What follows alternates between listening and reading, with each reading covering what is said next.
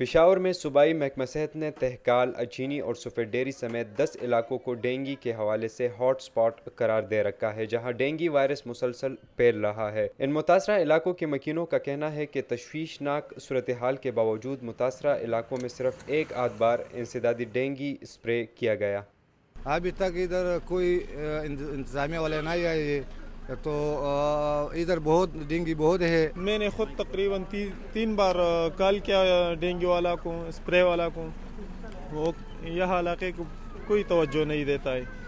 پشاور میں ایک جانب اگر شہری اسپرے نہ ہونے پر حکومت پر برہم ہے تو دوسری جانب نجی لیبارٹریوں میں ڈینگی ٹیسٹ کی فیسوں میں خود ساختہ اضافے پر بھی شہری پریشان ہے۔ بات یہی ختم نہیں ہوئی بلکہ ڈینگی بخار میں استعمال ہونے والی ادویات بھی مارکیٹ میں دستیاب نہیں۔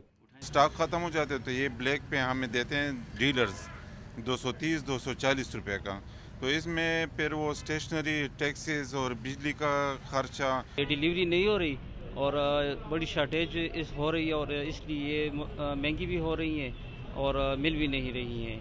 خیبر پختونخوا کے محکمہ صحت کی رپورٹ کے مطابق صوبے بھر میں مجموعی طور پر ڈینگی سے متاثرہ مریضوں کی تعداد 9342 ہے، جبکہ پشاور میں مجموعی طور پر ڈینگی سے متاثرہ مریضوں کی تعداد 4779 تک جا پہنچی ہے۔ رپورٹ کے مطابق صوبے میں اب تک ڈینگی سے 9 افراد جاں بحق ہوئے ہیں۔ کیمرہ مین طارق علی اور ساتھی رپورٹر شیبہ حیدر کے ساتھ محمد دانیال عزیز، جیو نیوز، پشاور۔